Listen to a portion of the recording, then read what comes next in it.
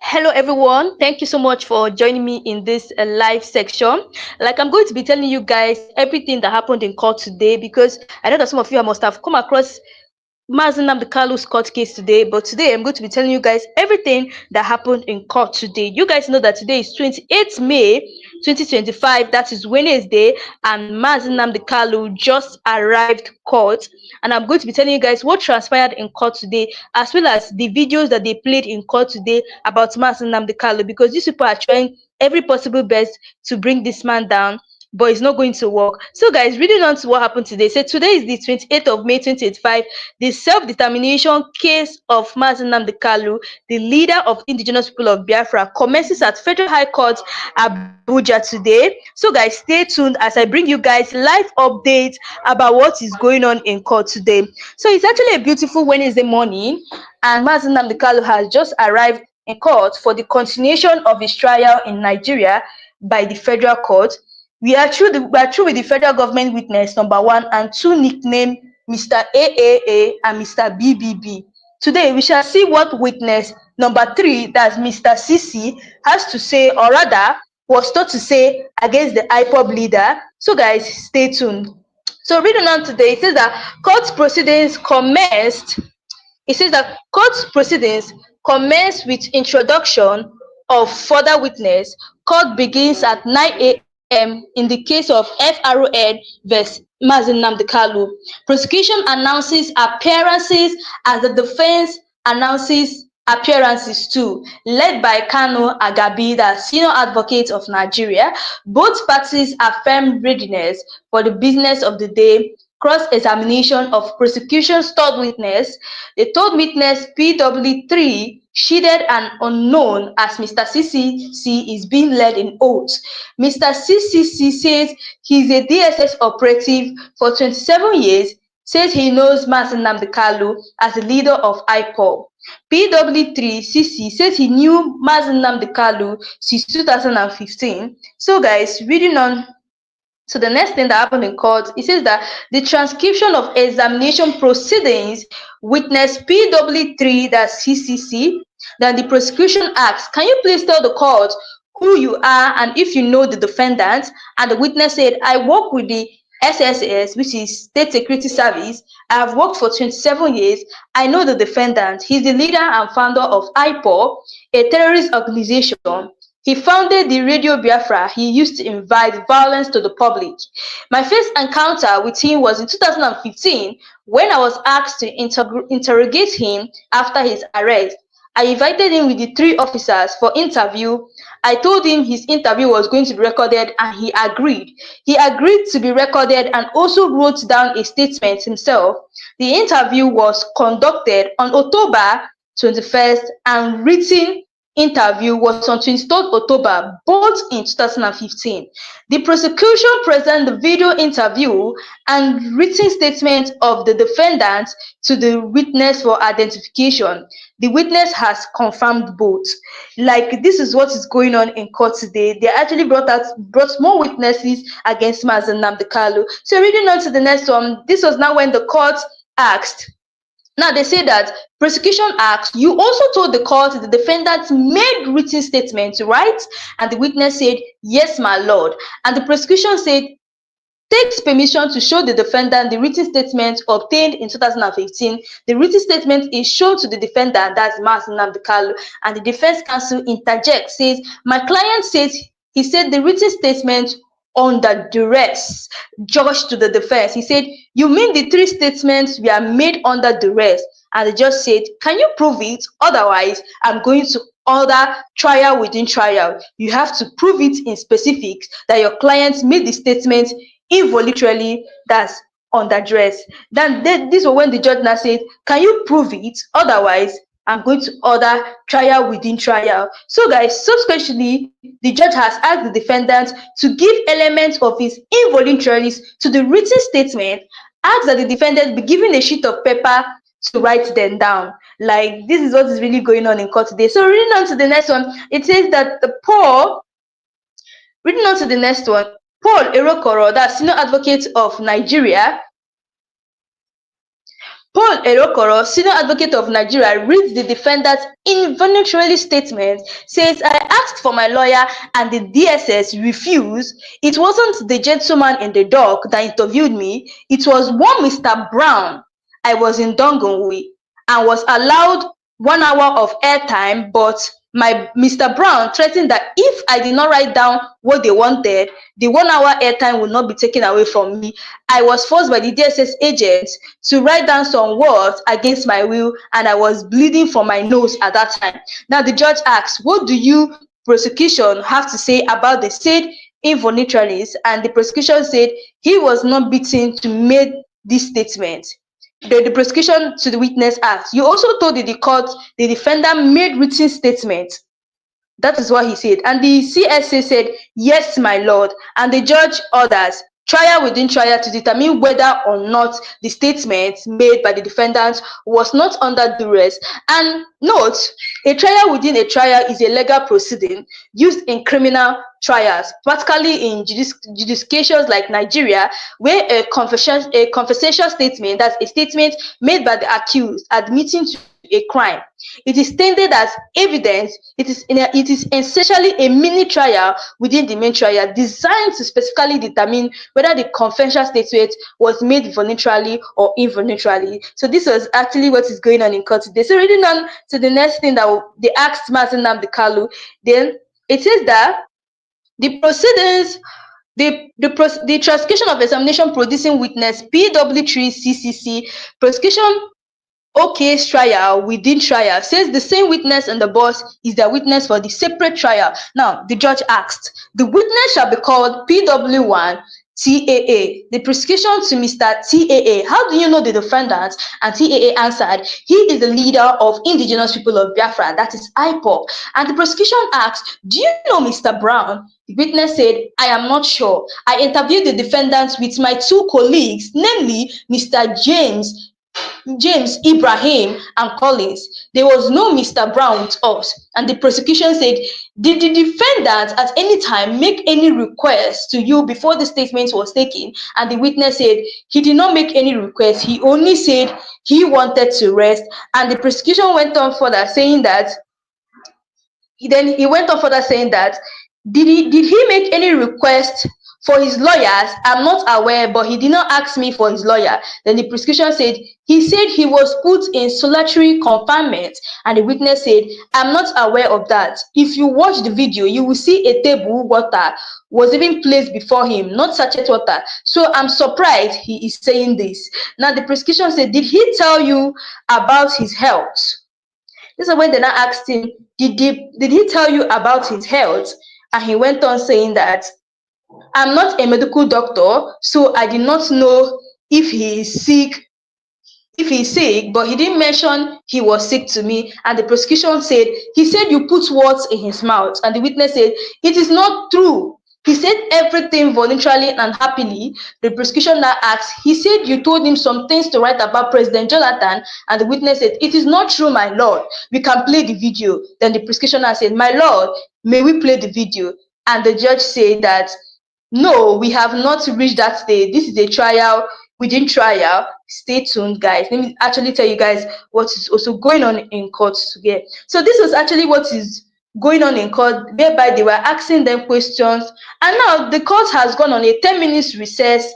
They were still doing some recess. And after that, they came back after the recess and they continued. Now this time around, they said, Nnamdi Kanu's trial, drama in court, as judge orders trial within trial over statement made in DSS custody. That's 28 May 2025. It was a calm Wednesday morning in Abuja as Mazi Nnamdi Kanu arrived at the Federal High Court around 9 a.m. for the continuation of his trial, insisted by the federal government of Nigeria. The courtroom came alive shortly after the registrar announced the case Federal Republic of Nigeria vs. Mazi Nnamdi Kanu, the prosecution and defense appearances. The prosecution team announces appearances. The defense team, led by a senior advocate of Nigeria, Chief Kanu Agabi, also informed the court of their readiness to proceed. Both sides agreed to continue with the day's business.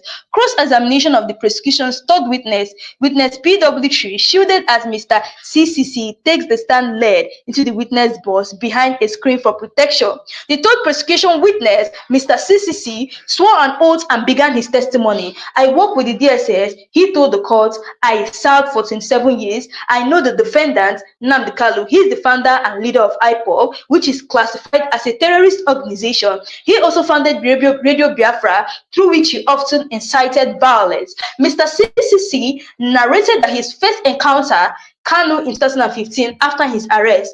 I was assigned to interrogate him, and I did so in the presence of 3 other officers. I informed him that his interview would be recorded, and he agreed to both audiovisual and written statement. The video interview took place on October 21st, 2015, while the written statement was obtained on October 23rd, 2015. The prosecution then presented that both the video recording and the written statement to the witness for identification.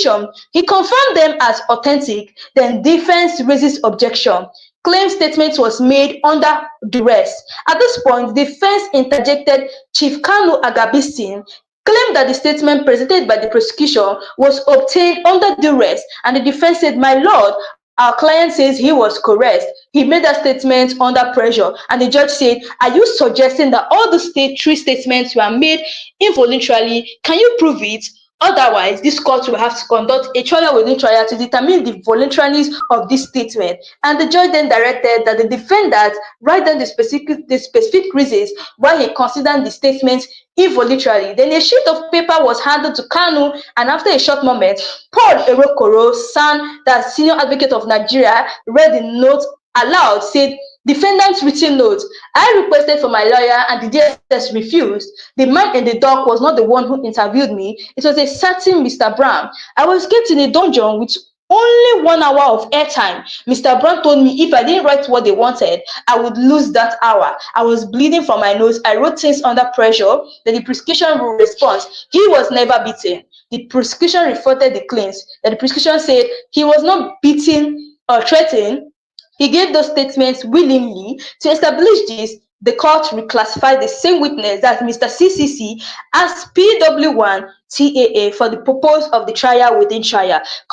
Cross-examination during trial within trial, the prosecution proceeded to examine PW1, that's TAA, and the prosecution said, "Do you know the defendant?" The PW1 TAA said, "Yes, he's the leader of IPOB." And the prosecution said, "Do you know anyone named Mr. Brown?" And the PW1 TAA said, "I don't recall that name. I conducted the interview with 2 other colleagues, James Ibrahim and Collins." And the prosecution said, "Did the defendant request a lawyer during the interrogation?" And the PW1 TAA said, "He didn't ask me for one. He only said he needed to rest." And the prosecution said, "Was he in solitary confinement?"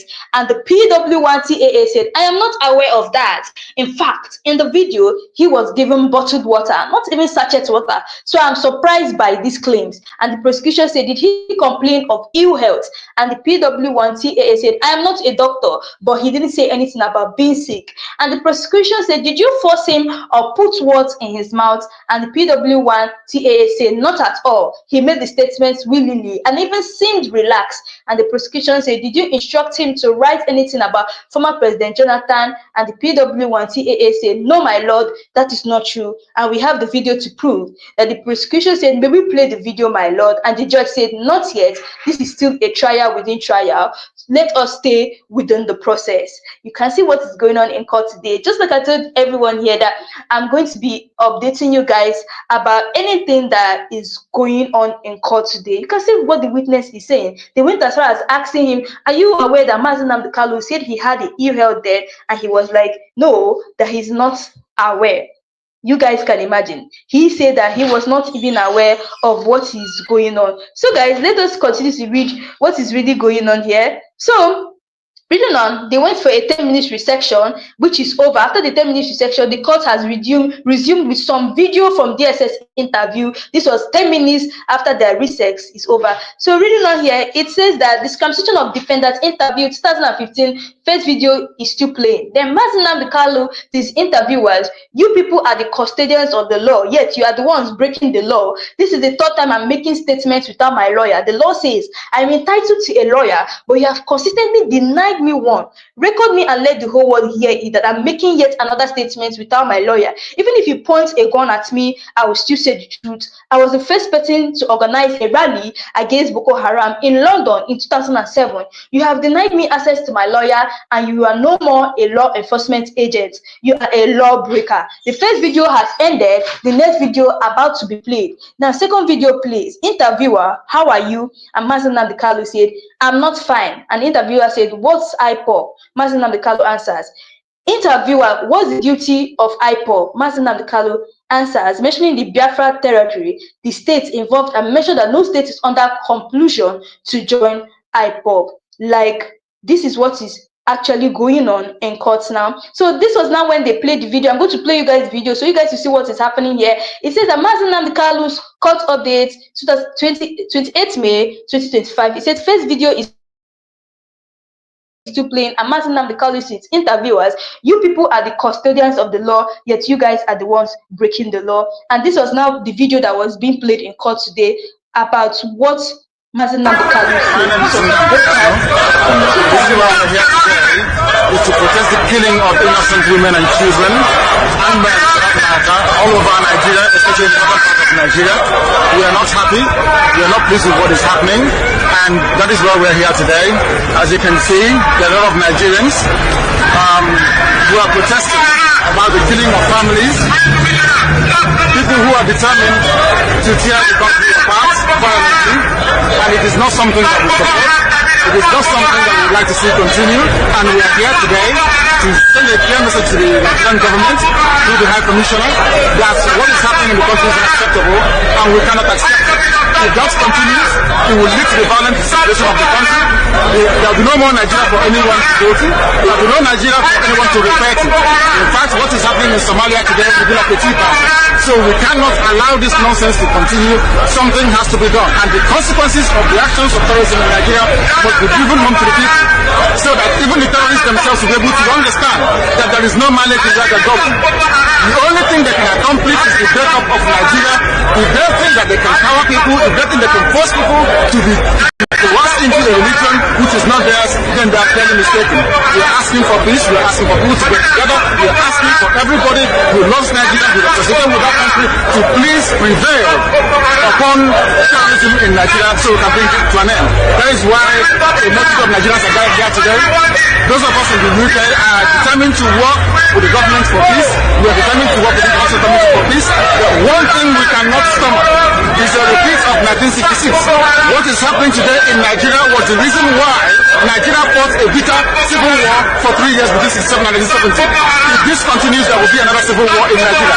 And this time around, no place will be safe in Nigeria. This time around, nobody will be safe in Nigeria. So it is imperative that everybody who has the interest of the country at heart acts now and immediately to stop this nonsense from continuing.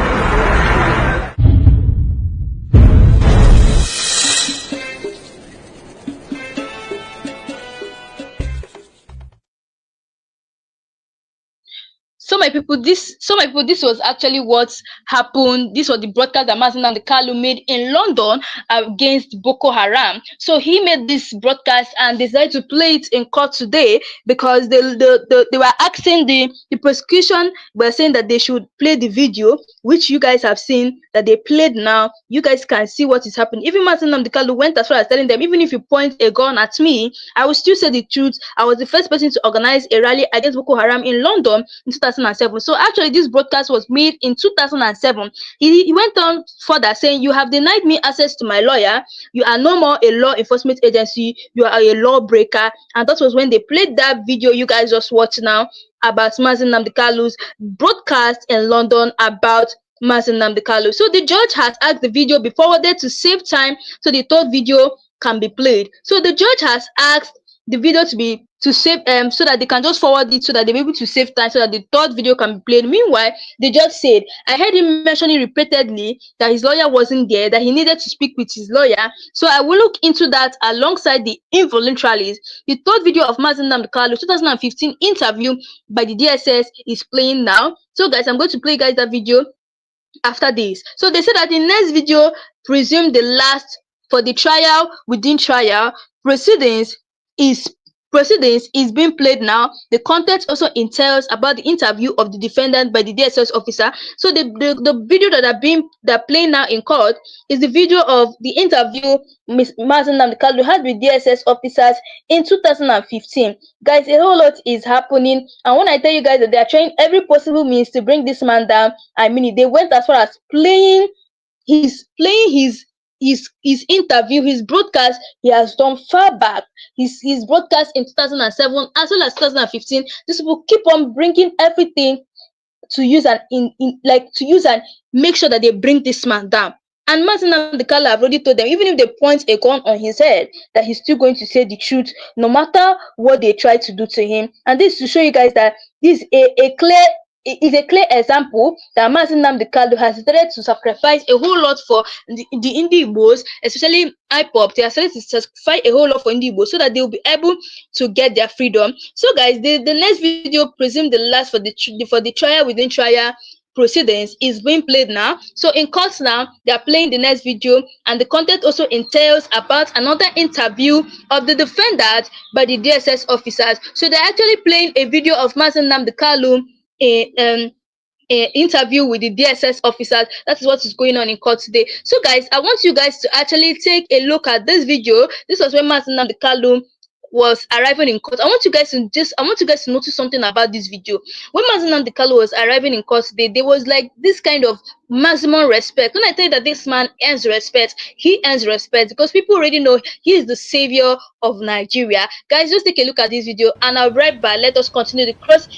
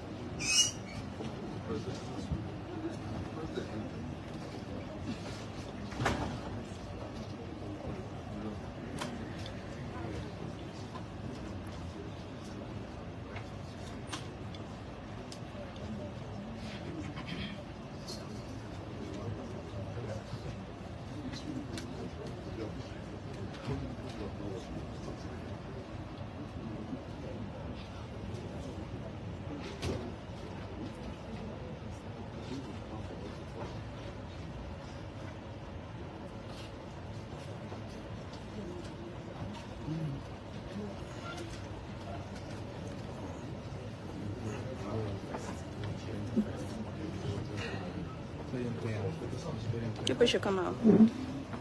Mandela, in a block. When I get one problem now.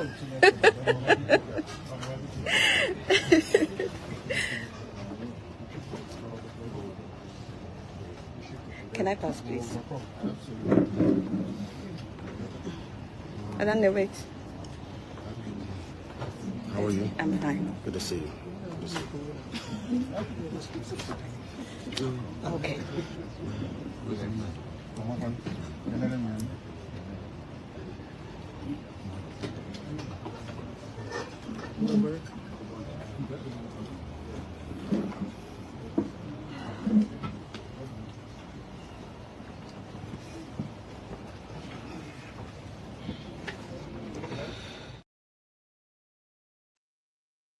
So guys, that video was actually played for you guys to see what is really going on. Like, if you see the way people respect Mazi Nnamdi Kanu, you guys can see how the lawyers were trying to put everything in deck before Mazi Nnamdi Kanu arrived. This to show you that Mazi Nnamdi Kanu is a leader, a true leader, someone that they respect. And it's time for people to start understanding and believing that Mazi Nnamdi Kanu is who God sent on earth to come and save Nigeria. Many people are believing that God will just come down and save Nigeria like that. It's not going to work. It doesn't work that way. God cannot come down and save Nigeria by himself. He comes through a man. Like he enters through a man and does his wonders and does his work. And I'm going to tell you guys today and prove to you guys today that Mazi Nnamdi Kanu is who is sent by God to liberate Nigeria, especially. But many people have seen that he's trying to come and take this country out of the insecurity and the kind of crisis that's happening in this country. That is why you see they're coming after him back to back. Because tell me what Mazi Nnamdi Kanu has done. Tell me the crime he has done, to be able to for them to punish him like this by keeping him in detention for so long. Not that they even kept him, they kept him so long. And even people that have done this kind of broadcast with him, all of them has been released. So why is this man's own case different? This is how you know people who are destined to save Nigeria. This is how you actually know, because this man is actually sent by God. And all the whole broadcast of Mazi Nnamdi Kanu, he has been talking about what these Fulani people are doing to us, and everything he has said in his broadcast is what is going on in Nigeria now, and all of them are coming to pass. We are seeing it day by day. They're terrorizing us, and many people are not crying. It was recently that Taraba had they attacked Taraba State, and these Fulani terrorists attacked Taraba State. They also attacked Plateau State. They also attacked Borno State. So everything that Mazi Nnamdi Kanu was saying has still coming to pass. And I want you guys to actually take a look at this video, old broadcast of Mazi Nnamdi Kanu, where he talked about the insecurity in Nigeria, as well as people who are spoiling this country. And I will be right back. Let us continue the court update. So guys, take a look at this. Fulani can control you however they like. Once they announce it, Yoruba newspapers very foolishly and stupidly will support them because they want Tinubu as the president. And you are all dying every blessed day. You are all dying every day. Had you people risen up to say that what is happening in Nigeria is bad, there is no way that Fashoranti's daughter will not be alive today. That is the price you pay for duplicity. That is the price you pay for treachery. That is the price you will continue to pay until you rise up and say enough is enough. It is up to you to do it. You did it during NSAS. You can do it again. Can you imagine Fulani people telling you, if you remove Fulanis from Yoruba forest, imagine Fulani telling you, if you remove them from your ancestral lands, there will be war, and you are panicking. And you have not asked yourself, why are they not saying something about the East? Why did they not say to Eastern Security Network? Why did they not say to me, if you don't stop evacuating Fulani terrorists from the forest, there will be war? Because they know, they understand psychologically that you don't have what it takes to resist them. Do you know why Borno State is still alive? Why you still have the Kanuri people in Borno today? Was because they resisted the Fulani centuries ago. You have to go back to history to understand how Nigeria came into existence. Fulani has been expanding from day one, from Senegambia. All the way from Senegambia, they've been expanding, and now they are in Okigwe. All the way from Senegambia. They are now in Okigwe.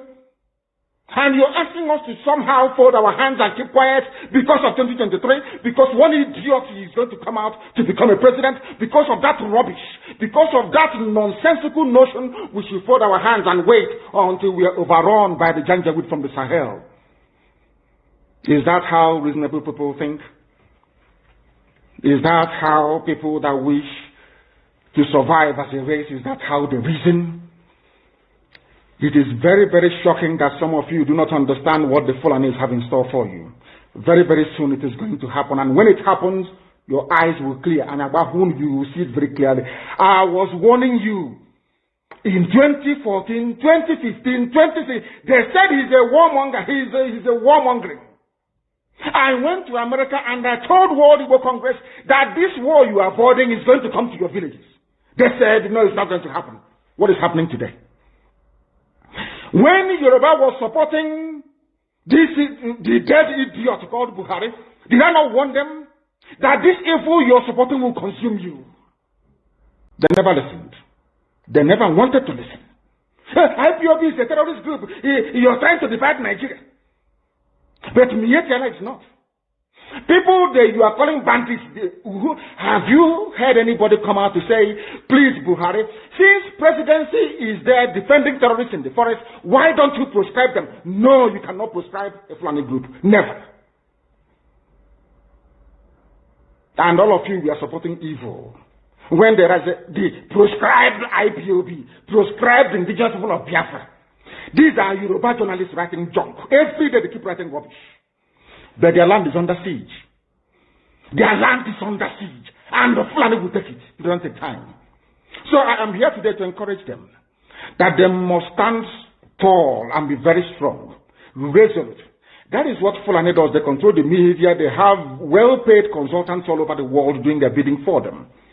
They have that woman at UN trying to lobby the world that everything is okay in the zoo called Nigeria. But you and I know that the zoo is not okay. You and I know the game plan of the Fulani. And what are you doing about it? Nothing. Every day you read, you lament, you complain. Every day you read, you lament. And that's all you do. That is all you do. You read, you lament, you complain, you do nothing about it. Your lives are being taken away from you. Your forests are being occupied. Your mothers are being raped. Your daughters are being abducted. And the whole national government, presidency, is supporting such people. And you're telling me that Nigeria is viably sustainable. Is that what you're telling me? That somehow this contraption is sustainable, it is viable. It can never be. Because the more you stay in one Nigeria, the more you are inviting the Fulani to take over your ancestral lands, take over your villages, and to make life a misery for you. That is the end game. That is the outcome. If you doubt me, go and do a bit of research. Ask yourself, who are the Hausa people? Who are the Nupe people? Who are the Bachama people? All of these people were steamrolled by the Fulani march to the Atlantic Ocean. And now they're in Yoruba land. They're in their forests. They are in their forests. And who's going to drive them away from there? It's not the Yoruba youths. Forget about your useless governors. Your elders are very strong. I love Yoruba elders. The way they behave, the way they talk. Very, very strong. They say they support Akeredolu. So this is the governor of Ondo State. They support him in what he's doing. People must come out to say that enough is enough. When you travel to the north, do you live in the forest in the north? The Igbo people in Sabongeri in Kanu. Are they living of course it's Hausa land, are they living in the forest? They came to the town, they work very hard, they build houses, they build mansions, they develop the entire place. Is that not what they do? What are Fulani people doing in our forest? Nobody can answer that question. They say that they're pastoralists. I want some of you who have had your breakfast this morning. Please go to your fridge or go to where you keep your beverages and you will see pig milk. Pig. Some of us were raised on pig milk. For how many years now? And you keep asking yourself, what is pig milk? Pig milk is the same milk that the cows produce in Holland can be produced in the zoo. Tell me the country in the world aspiring to be a member of the UN Security Council where you move cattle from place to place. Are you people well at all? You so-called Nigerians, are you normal in the brain? I'm asking you a simple question. Show me a country that aspires to be in the 21st century, moving cattle from place to place, telling me they're grazing. Which country is that? Please tell me. All of you don't have any shame. When you have people, an entire presidency coming out to defend a very primitive, archaic agricultural practice, then you know you embrace this mess. You are in one almighty trouble, I'm telling you. People are in a mess. The Holland that you get your pig milk from, do they move cattle from Rotterdam to Amsterdam? I'm asking you a simple question. But they produce the pig milk that you're drinking every blessed day. Why can't Fulani produce pig milk in Sokoto? Why can't they produce carnation milk in Kanu? They have the cattle. Before the white man came, did you see any Fulani in your forest? All these people talking rubbish about movement of cattle and movement of... I'm asking you, before Britain came and handed over Nigeria to Fulani, ask your grandfathers, please, or your grandmothers. Ask them. All this nonsense we are hearing today in this so-called one, I want to tell you the dangers of one Nigeria. All this nonsense you're hearing today about one Nigeria, Fulani in our forest, Fulani in our village. Before the white man came, did you see Fulani moving their cattle all over the place? Did we not have meat to eat? They will answer these questions for you. Because sometimes in Africa, we don't reason very well. The way we reason is disjointed. I can't understand for the life of me why, instead of them to waste all that money arming and equipping this Janjaweed army to come and conquer you and I, why don't they open a milk factory somewhere in the north and bring the milk down south? I'm sure Southerners will buy it. After all, pig milk comes all the way from Holland. Pig milk all the way from Holland. Now you understand it. Because of the way you people reason. Why can't you produce? Is it difficult to produce milk? The same milk that comes out naturally from the udder of the cow. Why can't you can it somewhere, pasteurize it, and send it to people to eat, to drink, or to do whatever with? All over the world, that is what is happening. In fact, they produce so much milk in Europe that they pour it away. Why can't you do the same thing? A whole president claiming they are in the 21st century are supporting a very primitive practice of moving cattle from place to place. All of you, you're not ashamed of yourselves. You have no shame. As somebody will say, your shame is shaming me. I'm telling you, you people from the zoo, I'm ashamed of your ignorance and stupidity. You people are hopeless, completely hopeless. One day I want idiot to come and say, we are intellectuals. And you're moving cattle from Kafanchan to Ahoda. You are intellectuals. You are intellectualizing. You are in the 21st century, you are moving cattle, driving cattle, Nama, from over 3.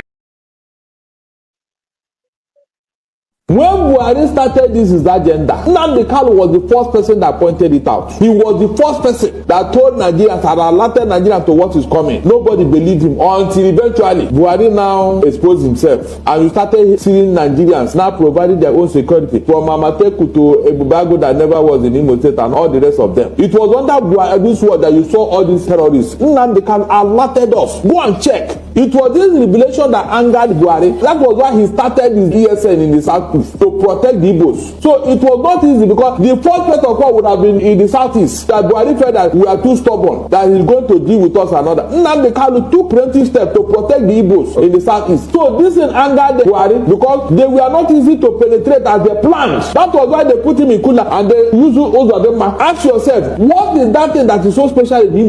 But evil will come back to haunt you. All of you never knew that IPOB and this Biafra movement was for your liberation. Some of you saw maybe the oil and gas from Biafra land. If they go now, we'll have access to oil and gas. In the process of having your eyes fixated on oil and gas, your forest is gone. Do you understand it? There is nothing more precious in life than freedom. Freedom is very important. And I need you to understand this very morning. Every Yoruba person supporting Fulani, you are setting up yourself to become like the Hausa people. Remember when Hausa was supporting Fulani? We are Hausa Fulani, we are Hausa Fulani. Where are the Hausa people today? I ask you. Where are those Hausa people today? Do you see them anymore? They're saying we are Hausa Fulani, we are Hausa Fulani. Do you see them again today? Do you see them? I'm asking you. No, because Fulani have completely overwhelmed them. It's called emasculation. Completely emasculated them. Look at what they're doing in the East. In the East, they come to the East, they will tell you, oh, you want to be the president or vice? Yeah. They say, give us land for Ruga. They give them land. As soldiers of Kadu did that law, Banta. They have taken it over in forever and ever. Give us land in your state. Purpose of them are prove to us that you are stood. Give us land in Olo. Purpose of them will give them land in Olo. We can go and kill people in Obibo. We can kill for them. How many Fulani governors are prepared to kill bandits? I didn't say normal people. I'm talking about armed, dangerous bandits. How many Fulani governors? Go and read your newspapers, you will see it there. Fulani governors are negotiating with them, giving them arms, giving them vehicles, making sure that their life is no longer a misery. But see, they come down to the south. They tell you, give us land for Ruga. Go and kill your people to prove to us that you're one Nigerian. That was why Obioso was talking rubbish. Was talking, was it yesterday or 2 days ago? Supported by the BBC. The problem you people have in Nigeria is this. Your journalists, you see people, Punch newspaper, Tribune, Vanguard, and Nation, they are your second worst enemies. I'm telling you the truth. They can never ever be objective in their reportage. Never, ever, ever. That's why all of you are suffering. But you don't know it. They were the same people used to scuttle the end-SARS protest. Of course, some of you went about looking for Indomie in warehouses. Typical black people. Any revolution that is coming now, you must stand very firm. They'll say, oh, you're Igbo. Oh, you're Yoruba. Oh, you're from Urobo. Don't join them. It's our turn in 2023. If you do this, you will scuttle our chances of becoming the president in 2023. Ask yourself, all of them that have been president from time immemorial, what benefit has it brought to you as a human being? Absolutely nothing. So you have nothing to lose. Absolutely nothing to lose. You look at them now, how they have now descended on Yoruba people, asking them to concede, give us your forest, we must graze, we must do this, we must do that. And slowly before your eyes, they are giving in, they are capitulating, they are allowing them to go, if you don't give it to us, Tinubu will not be president in 2023. Tinubu won't be the president. That's what I'm saying to you. And foolishly you will agree and hand over your land to them. And once they take your land over from you, look at Hausa. Because there is a saying where we come from. If you want to know what your life is going to become in the future, look at Hausa people. If you want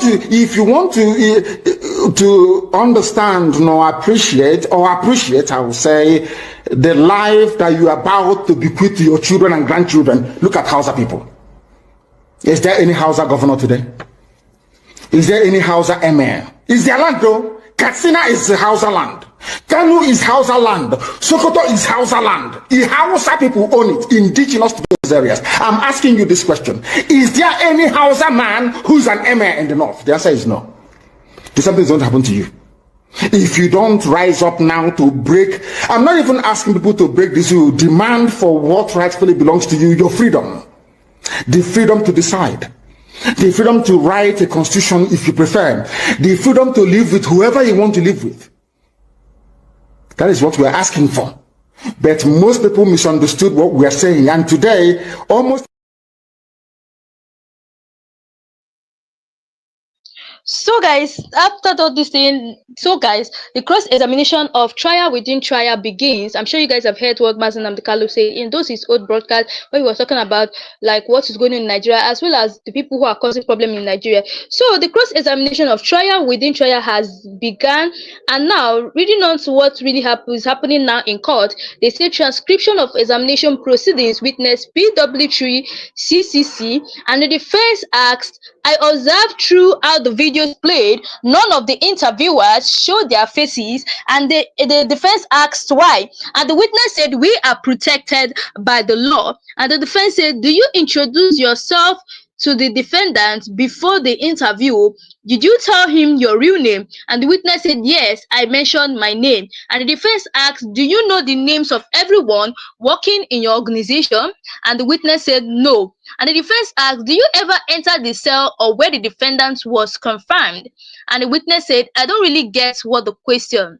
Then the defense said, do you have underground cells in your facility? And the witness said, I am not aware of that. And the defense asked, are you aware that so many people detained in your custody have unannounced that they were kept in underground cell? And the witness said, I'm just hearing it. And the defense asked, did you hear when Showore said he was detained in an underground cell? And the witness said, anybody can say anything to whip up public sympathy. And the defense said, are you aware that the defendant was held in an underground cell? And the witness said, I am not aware. It cannot be true. And the defense said, do you notice you people were forcing the defendant on what to write? And the witness said, nobody was forcing him. We are just trying to guide him. And the defense asked, do you observe he wore same shirt every day for the interview? And the witness said, yes. And the defense now asked him, did you notice how excited he was when he asked for water? And the witness said, I did not notice. Then Paul said, do you know someone called Mr. Brown threatened him? And the witness said, I don't know about that. The cross-examination of trial within trial has ended, and the judge has given the defense team and the defendant some time to have a tea. That's a little discussion, a tit-a-tat, a little discussion, and they just ended the trial within trial. The scene just ended now, and the judge has given the defense team to have a little discussion. So guys, actually stay tuned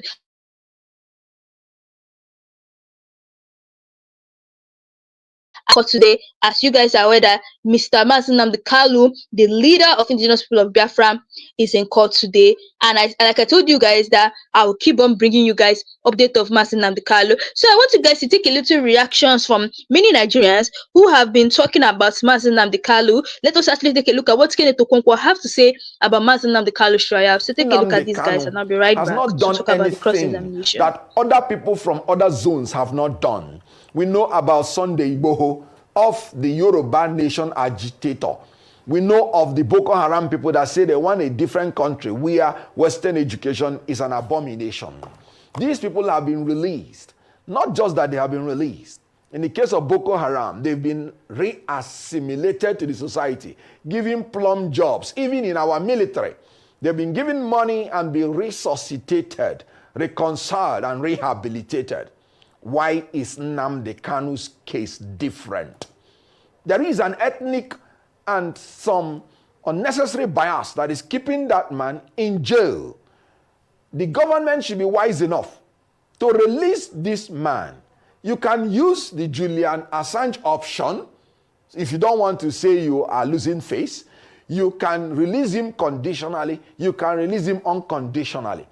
As a lawyer, I've watched the legal issues very clearly. And I saw that even in the courts, from the High Court to the Supreme Court, there are discordant tones amongst them.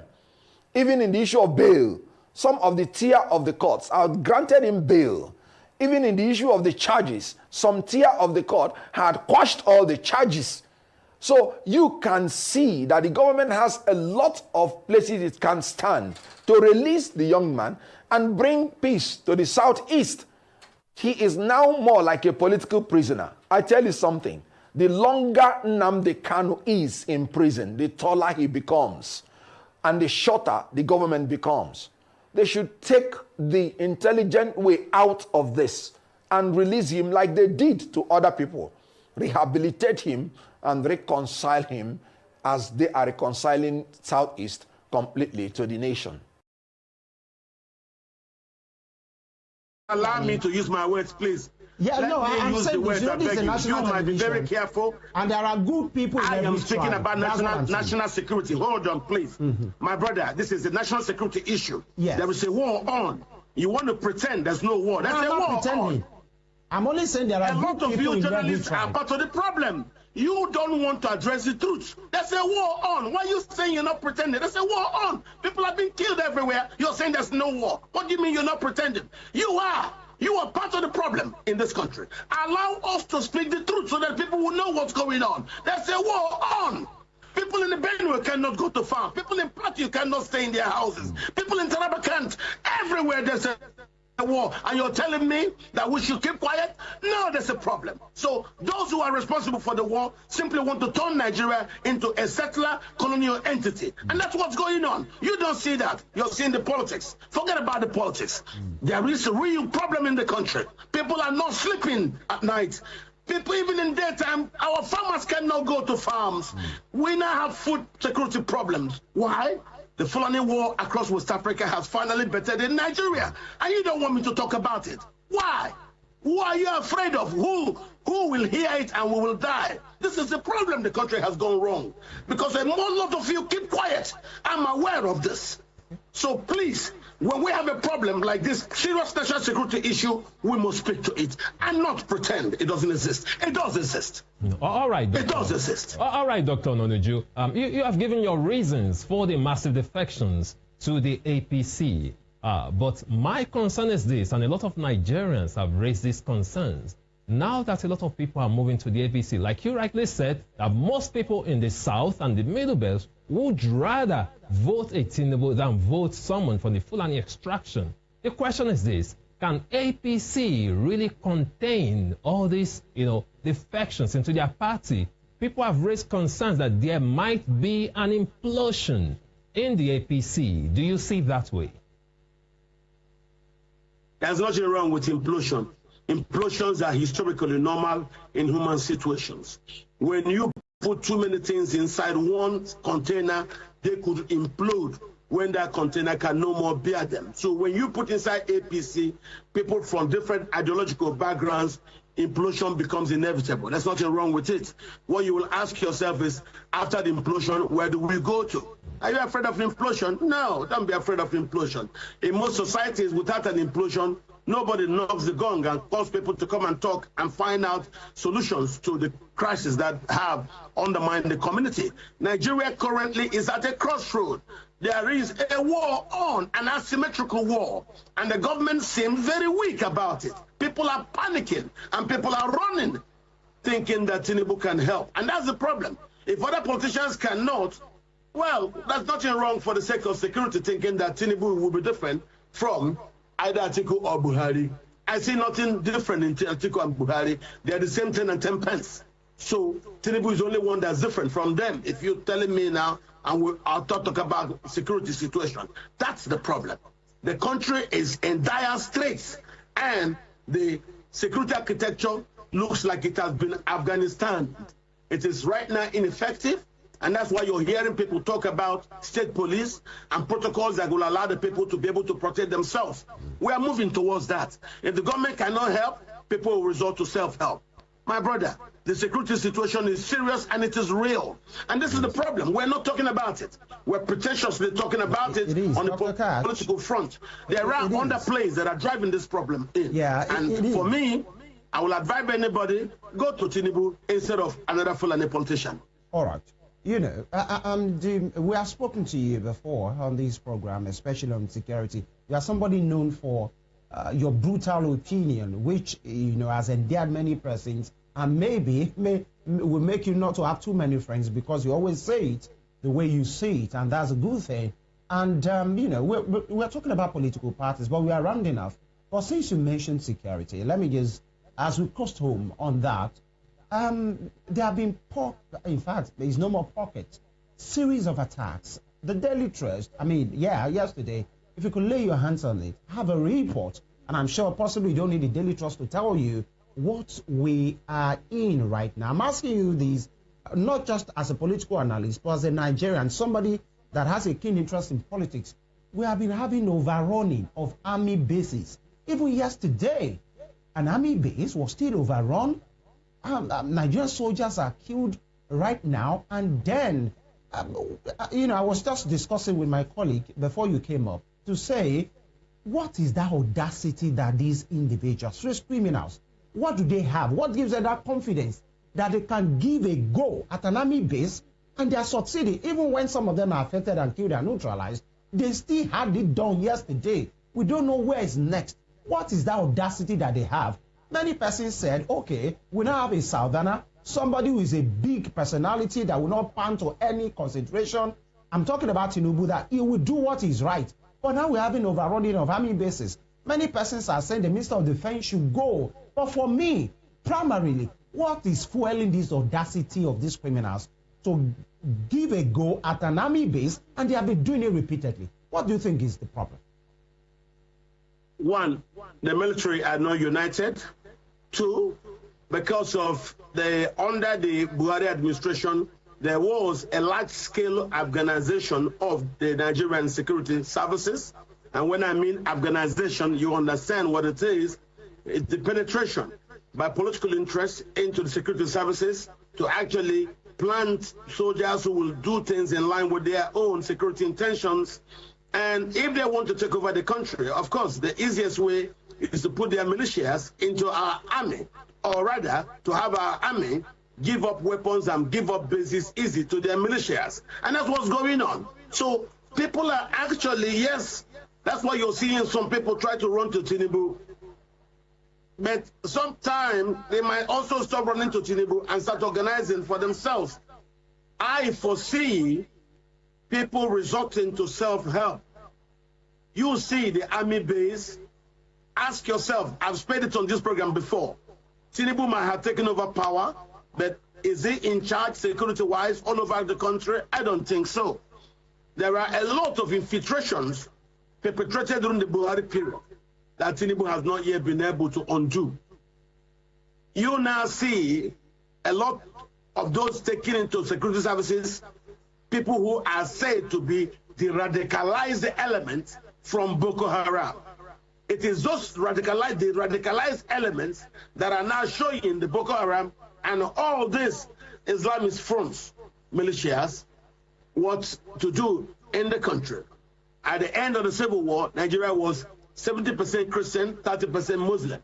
But the Muslims have been fighting to try to turn everything upside down. So, and their Muslim politicians are also doing the same thing. So, I tell you, there is an Afghanization of Nigerian security services underway.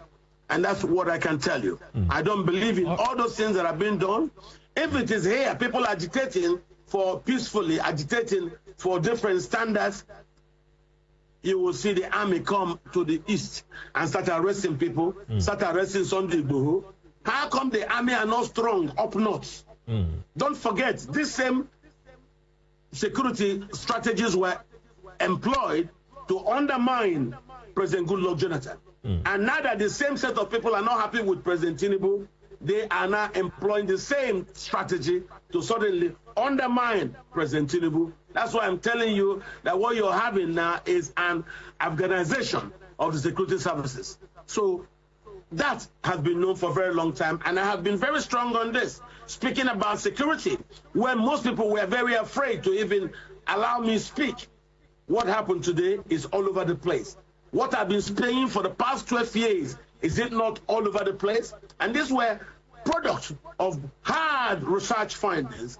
I traveled to Mali, I went to Burkina Faso, I went to Cote d'Ivoire, I went to Ghana, I traveled to Yemen, the homeland of the Fulani, and I found out these problems. I presented it to Nigerians and I told them there is a war on to take land from Nigerians, take the land, take over the land, administer over the land, colonize the people who own the land. And that's what I tell you, it is the new version of settler colonialism taking place in Nigeria. Even helped by Buhari administration. Buhari told people to come into the country with guns. How could you let people come through your border with guns? Those people with guns.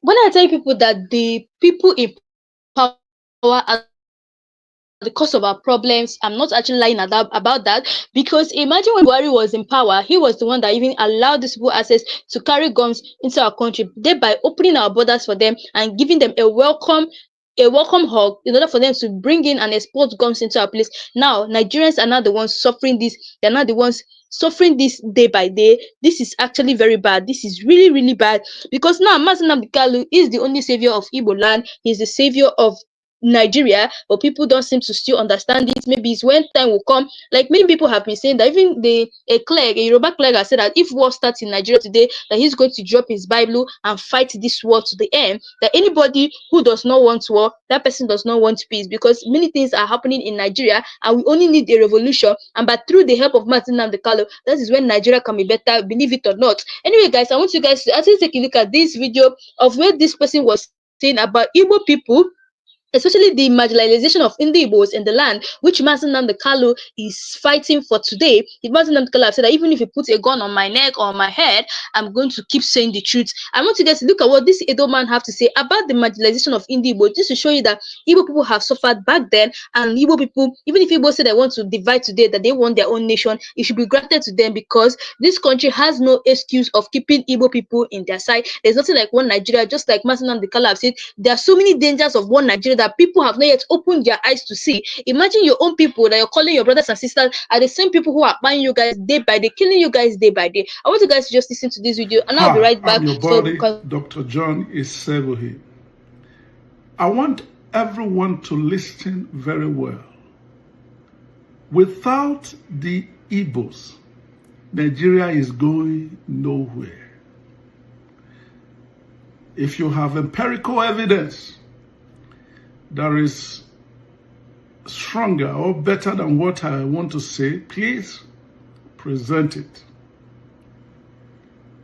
After the Civil War, I learned that each Igbo man was given 20 pounds. Now I want to ask you a question. When you go to Igbo land, is it 20 pounds worth of houses or architectural designs that you see there? So when you are against people, you need to ask yourself a question. Are these the people that can be defeated? Nigeria has set up a system, a systemic that works against tribes that they feel are not big enough, or tribes that can reinvent or bring a level of innovation to the ecosystem of the nation. And one of those tribes is the Igbo tribe. Why is Kanu still in jail? Because the system wants him to be in jail. Some people feel this guy, if we leave him, he's going to cost us the free money that we get from the system. Now that you have heard Kanu and you have heard Simeon Ekpa, has insecurity abated? The answer is no. Now look at the last JAMB exam. A whole tribe, the 5 states, they said it was a computer glitch. Ask me which tribe would take that. I'm from Edo State. And if that had happened to Edo State, I will speak out. But as a child of God, anywhere there is injustice, it behoves on me to come out and speak the truth. Why will you just a whole tribe? You said it was a computer glitch. Nigeria, this wickedness too much. What you guys have to understand is this. God is always on the side of the oppressed. And until Nigeria learn to integrate the Igbos, we are going nowhere. I have done statistics of all the black tribes in the world. Listen to me. If there is one tribe that would drive the revival or the economic revival of the black race, it is the Igbo man. Take them anywhere, they succeed. In the deepest of villages in Nigeria, they succeed. Does that not tell you something, that these are not people you should keep oppressing? Almost the youngest billionaires in Nigeria, they are Igbos. The richest tribe in Nigeria are the Igbos. I don't care what anybody say. I mean, the data is there. Most of the billionaires in other tribes, they are elders, 60s in their 70s. Look at Igbo, young boys, what they are doing. And we think we can just cut them off. We are making our journey to freedom very difficult. And I want to tell Nigeria, find a way to integrate the Igbos. I know the Igbos, they have their problems because they easily said themselves, you give any of the money, some of them, they said their brothers. But let me tell you, Igbos, if you know who you are, you will not bow. There is something unique about you guys. I doff my heart for you guys because what you guys have passed through, you are still thriving. No tribe will pass through. Every tribe in Nigeria fight for positions. But they cut you guys out of political platforms. But yet, you are able to reinvent yourself. If you know who you are, you know that God has given you the scepter to liberate the black man out of the quagmire of economic doctrine. Please, Igbo man, stop loving money and start loving yourself. Because what is in your hand is not in the hand of any tribe. I stand to be corrected. God bless you. Topic is concerning Interpol. They are saying they did not participate in the rendition of the detained leader of the indigenous people of Biafra, Nnamdi Kanu, from Kenya in 2021. And that particular denial was given by the Vice President of Interpol Africa, Garba Umar, during a television interview, specifically on News Central Television. What's your take on that? So if Interpol was not involved, then who did?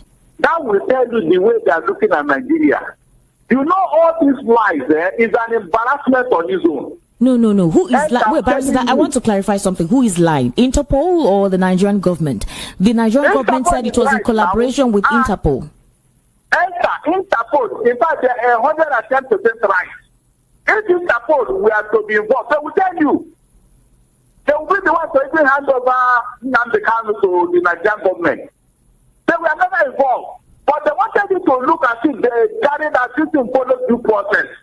Remember, that was one of the reasons why the United Nations was angry with the Buhari government. They wrote a letter concerning that revision. And that is one of the reasons our courts here have condemned it. So they are not trying to make it look good. That what they did was all right, that they followed due process. That's why they are lying all over the place. So if Interpol... But people have come to clarify themselves because if you tarnish their image, that's a criminal offense. But there is something... If they do not clarify themselves, Interpol will not look like a rogue organization. There is something that Umar... So, my people, you guys have listened to what is really going on about Mazi Nnamdi Kanu's court case. The way people are saying that Mazi Nnamdi Kanu needs to be released, just like you guys heard from what Kenneth Okonkwo said that this man needs to be released. The way they release Showore, the way they also release Sunday Igboha, like those people also committed the same thing that he committed. But I can tell you that among all the people, the freedom fighters in Nigeria, it's only Mazi Nnamdi Kanu they have seen and said that this man was not caught with a gun. But other people like Sunday Igboha, he was caught with a gun, but they never did anything. Even Metu Alali, the Fulani leader who organized group of young people in order to protect the Fulani terrorists in the forest, they also released him. And the worst part of it is that it was this Tinubu's regime that they released this man. As I'm talking to you guys, they released him in Tinubu's regime, and that is not even it all. They released him and they set him free. And this man is someone that they already know that Fulani terrorists is invading a lot of people. They didn't even do anything to the leader. Now, Mazi Nnamdi Kanu, who is just a freedom fighter, who was not found with drugs or guns, even when they came to in search of his house, so that the only thing they found was a microphone, his iPad, his handkerchief, and his broadcast. They never found him with any drugs. They never found him with any gun. So why would they not try to look for a way they're going to use to detain this man, to hold him hostage? This is nothing but hatred for the Igbos. That is what you see that is going on now. Because I know that if they wanted to release this man, they would have released him a long time ago. Now look at this. On 30th May, they said that is a Biafrans are going to sit at home. Like everybody is going to sit at home on 30th May, which is forthcoming. I think that is a time that they're going to remember those who gave their lives for the sake of Biafra. Now, guys, as I'm talking to you guys, there was a time that the police people in Anambra State, not even a time, recently the police people in Anambra State, they started opposing that motion, saying that why are they going to do a sit at home, that everybody on that 30th May, everybody should come out and walk about freely, which is so bad. How can you tell people to walk about freely when you already know that 30th May is a time that people observe sit at home for the people we lost during the Biafran time? And there was something that Max Lokbara, the lawyer of Mazi Nnamdi Kanu, said. He said that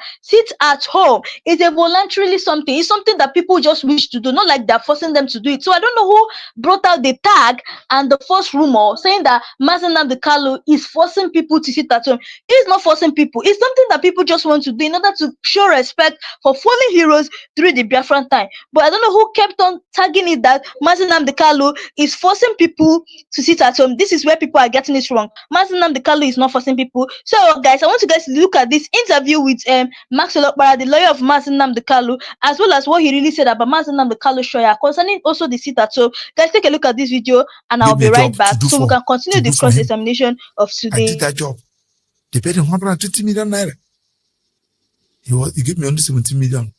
I said thank you because I never expected that. After 6 months, he was asking me whether I can get me 200,000 naira from me. Ask what happened. It's a PA that told me that he squandered that money. In fact, the one that even pending, he sent the girlfriend to Dubai to go and do surgery so that the breast will not fall. It's investment. It depends on how I use my own to complete my wife's school.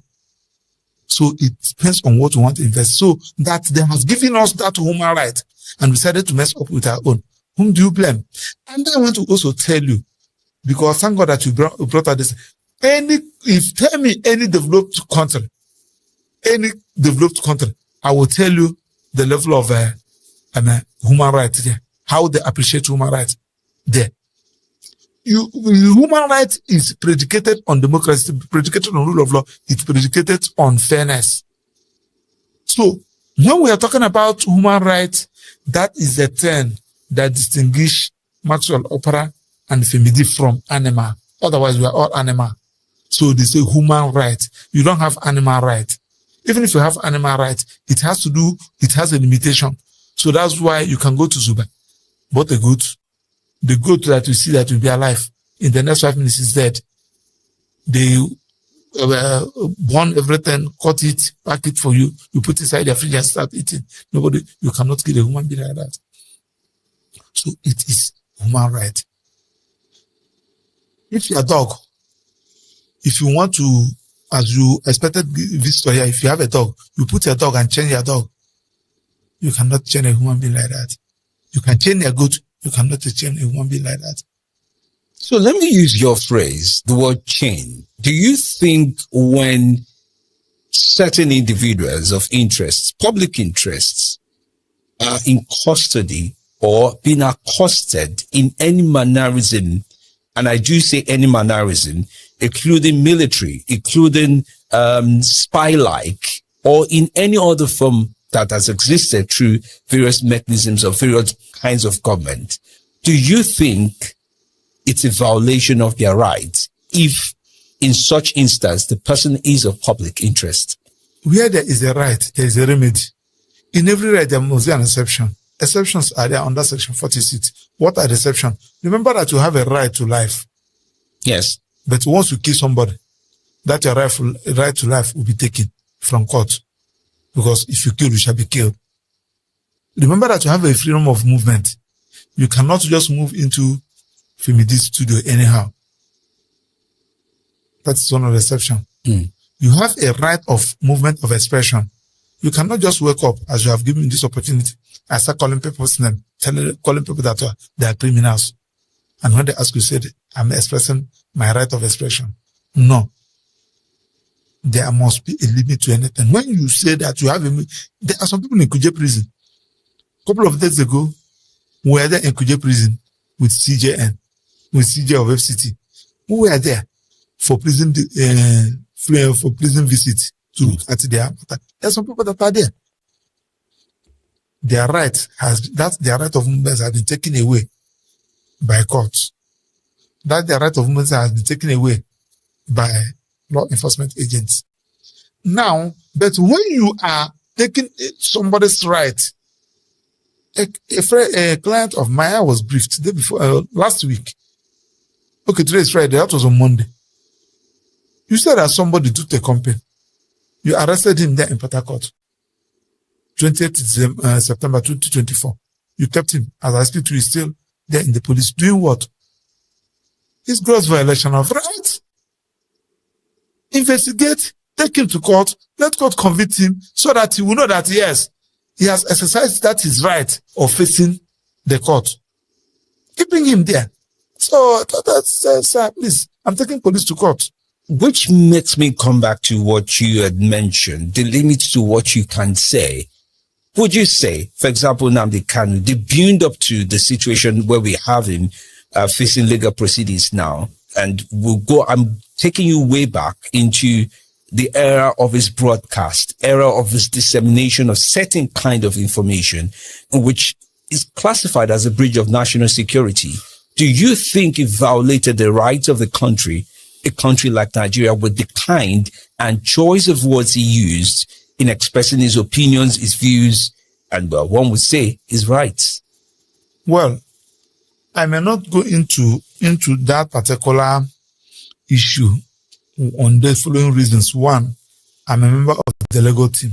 I'm not only a member of the legal team, I'm the oldest lawyer in this Nnamdi Kanu's legal team. All the people that have started handling this matter since 2014, 15, they have all left. All the new lawyers there now, they met me there. Why did they leave? It's a choice. Either you live on your own or Nnamdi Kanu message. Please excuse yourself. You're not giving me what I want. So I don't want to go into that. Now, secondly, the trial is ongoing. And in our ethics, once a matter is in court, we don't speak about it. But I must say, I doubt whether there is any part of Europe that I have not stepped in my leg. And not only stepping in my leg, I have interacted with most of them. I'm a member of International Bar Association Human Rights Committee. We travel almost every 2 months. And when you see what is happening in other nations and compare with what is happening in your own, you feel ashamed. Femidi, last year, November, we went to Mexico for IBA conference. And we are discussing about Human Rights Committee in my own section. So when you want to speak, you take mic, you introduce yourself. And fortunately for me, I was happy. The Fabemi SAN, the Attorney General, was there. The then MBA President Mikeo was there. I think Tambua also was there. I have about some judges were there. Many judges, many SAN, they were there. So when I took on the mic and introduced myself, which country I mentioned Nigeria, you see reaction. You see how people are making jest of us. So I felt somehow as a Nigerian. I said, okay, I have to control myself. I asked my question. And I used that opportunity to ask IBA. IBA should help Nigerians. Can't we, as a body of lawyers in the whole world, formulate a policy, go to UN, go to every. If you are in your own country, there is absolute absence of medical, health, education. So, guys, I'm sure you guys have listened to what Maxwell Orakwe's lawyer Maxwell Opera, the Mazi Nnamdi Kanu's lawyer, have to say about human rights, especially. So, if you take a look at what is going on, you'll find that this man's rights is just being violated. Mazi Nnamdi Kanu's rights is just being violated. There's nothing again for them to keep this man hostage up to now. They went as far as even bringing more witnesses against this man in court today. Like, many witnesses came in court today, but through the defense team, they were asking them different kind of questions in order to shame them, telling them that all these things they're trying to do, they can never bring Mazi Nnamdi Kanu down, no matter what. They can never bring it down. They went as far as asking these people, were you guys aware that Mazi Nnamdi Kanu was thirsty and he was asking for water? They said that they are not aware that he did such a thing. To show you how much they do stab this man behind. They used to stab this man. They don't even give him water. Like, this man used to test. Everything they're trying to do to this man, I promise you guys that it's not going to work. Mazi Nnamdi Kanu is going to be vindicated at last, and this man is going to get his freedom. This one is going to get his freedom. They even went as far as playing the broadcast he made in London in 2007, where he was Mazi Nnamdi Kanu, and this was the broadcast that they arrested him of. You guys remember? This was the broadcast that they said that he has committed a crime. They had to bring him back to Nigeria. This was the same broadcast where he was talking about Boko Haram in London. That was what they played in court today. And when I tell you guys that they look for every means to bring this man down, that is just what is happening. So, guys, let me just share a brief summary of what is transpired in court today. They said that Mazi Nnamdi Kanu's trial drama in court as judge orders trial within trial over statements made in DSS custody, which is 28 May 2025. It's a calm Wednesday morning in Abuja as Mazi Nnamdi Kanu arrived at the Federal High Court around 9 a.m. for the continuation of his trial, instituted by the federal government of Nigeria. The courtroom came alive shortly after the register announced the case that the Federal Republic of Nigeria vs. Nnamdi Kanu, and this was when the prosecution and defense appearances, that the prosecution team announced its appearance. The defense team, led by a senior advocate of Nigeria, that's Chief Kano Agabi, also informed the court of their readiness to proceed.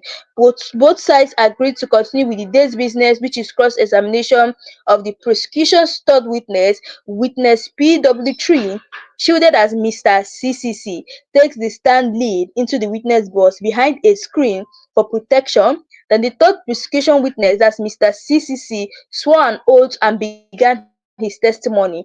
This was after after he swore an oath and he started talking. He said that he worked with the DSS, and he told the court, I have served for 27 years, that he knows the defendant. And now, this was where I got shocked. He was like, he has served for 27 years and he knows the defender. And when they were not asking him some certain questions, like, were you aware that Mazi Nnamdi Kanu was testing? There was a time he was testing, I was asking for water. He was like, he's not aware. So this was now when he said that he's saying that Mazi Nnamdi Kanu is the founder and leader of IPOB, which is classified as a terrorist organization. He also founded Radio Biafra, through which he often incited violence. He now said Mr. Sisi narrated that he first encountered Kanu in 2015. After his arrest, he now said, I was assigned to interrogate him, and I did so in the presence of 3 other officers. I informed him that his interview will be recorded, and he agreed to both audio, visual, and written statements. The video interview took place on October 21st, 2015, while the written statement was obtained on October 23rd, 2015. The prosecution then presented both the video recording and the written statement to the witness for identification. He confirmed them as authentic, and defense raises objection. Claim statement was made under duress. At this point, the defense interjected. Chief Kanu Agabi's team claimed that the statement presented by the prosecution was obtained under duress, and now this was when the defense said, my lord, our client says he was coerced. He made that statement under pressure, and the judge said, are you suggesting that all 3 statements were made involuntarily? And the judge said, can you prove it? Otherwise, this court will have to conduct a trial within trial to determine the voluntariness of this statement. The judge then directed that the defendant write down the specific reasons why he considered the statement as involuntarily. Then a sheet of paper was now given to Mazi Nnamdi Kanu. After a short moment, Paul Erokoro, the senior advocate of Nigeria, read the note loudly. And now in the note, the defendant wrote, this was what Mazi Nnamdi Kanu now wrote. He said, I requested for my lawyer and the DSS refused. This was what he said first. And he now continued saying, the man in the dock was not the one who interviewed me. It was a certain Mr. Brown. He kept on saying, I was kept in a dungeon with 1 hour of airtime. Mr. Brown told me if I didn't write what they wanted, I would lose that hour. To show you that they were trying to force Mazi Nnamdi Kanu to write. That's why he said that he wrote what he wrote under pressure. Mazi Nnamdi Kanu said that he was under pressure when he was writing it, because they've already threatened that if he doesn't write what they want, like what they really want, or not what Mazi Nnamdi Kanu feels, that are going to deny him of that 1 hour of airtime. So reading on, the Mazi Nnamdi Kanu said that the person who interviewed him is not the person standing in the witness box, that the person who interviewed him is Mr. Brown. Now he went on saying that Mr. Brown told me if I didn't write what they wanted, I will lose that hour. I was bleeding from my nose. I wrote some things under pressure. This is what Mazi Nnamdi Kanu said. He was actually bleeding for his nose. He wrote some certain things that he's not supposed to write under pressure. That the prosecution responds, he was never beaten. The prosecution refuted the claim. The prosecutioner said he was not beaten or threatened. He gave those statements willingly to establish this. The court reclassified the same witness, that's Mr. CCC, as PW1 TAA for the purpose of the trial within trial. Then the cross-examination during the trial within trial, the prosecution proceeded to examine PW1 TAA.